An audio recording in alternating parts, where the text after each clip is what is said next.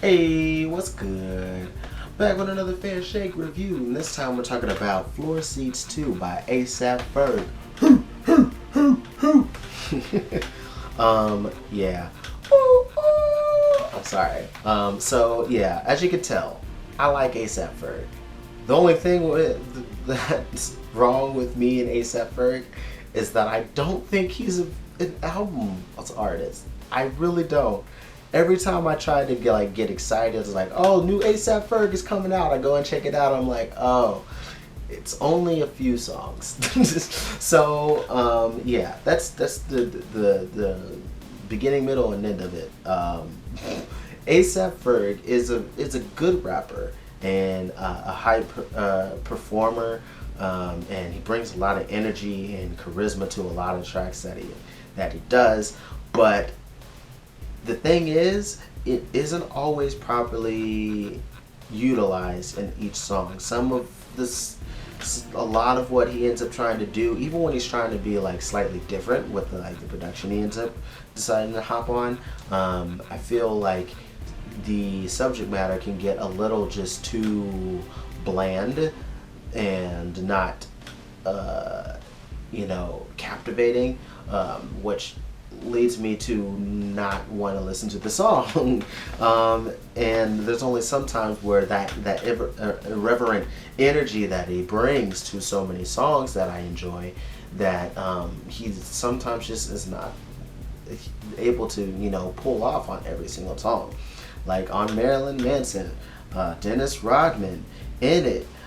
Like, those are all songs where it's just like, man, I see what you're trying to do. It's just not quite clicking.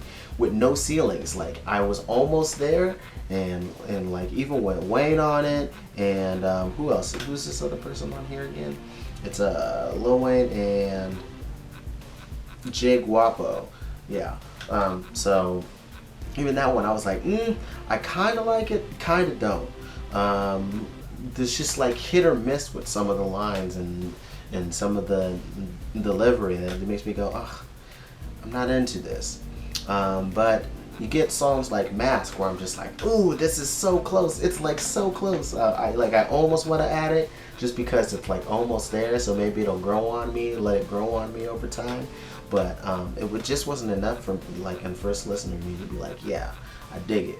But it was one of the first features that I actually heavily enjoyed. Then he got Move Your Hips, the single, and when I first heard it, I was like, I don't know about it. And then they started playing it in my store, and I was like, okay. The back and forth between Nicki and Ferg is nice. But Made in Tokyo's on the hook is kind of annoying. I mean, it's not the best hook.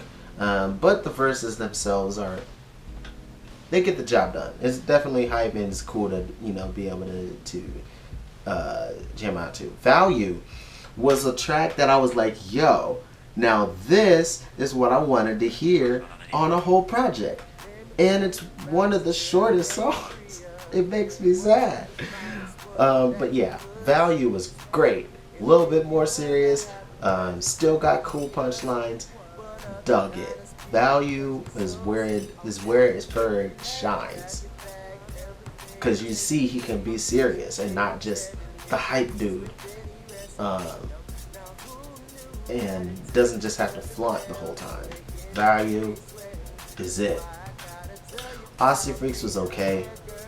I get the idea. Seems kind of fun. Seems kind of like a thing you would hear from like Tech Nine and Chris, or that do the whole 816 Boys thing.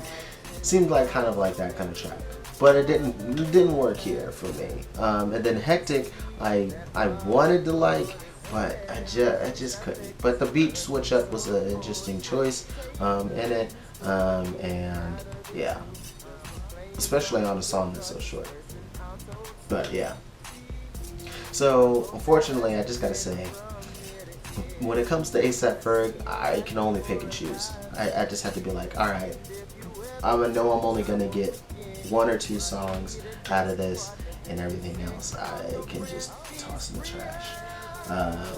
And I hate to say that because I like Ferg. Yeah, I think he's like, even in interviews, I think he's like a cool dude, and his actual skill as a rapper is there. It's just not, you know, he's just his pen to create songs just doesn't always like work, you know. But yeah. Anyway, those are my quick thoughts. Tell me what you guys think down below. Until next time, much love, peace.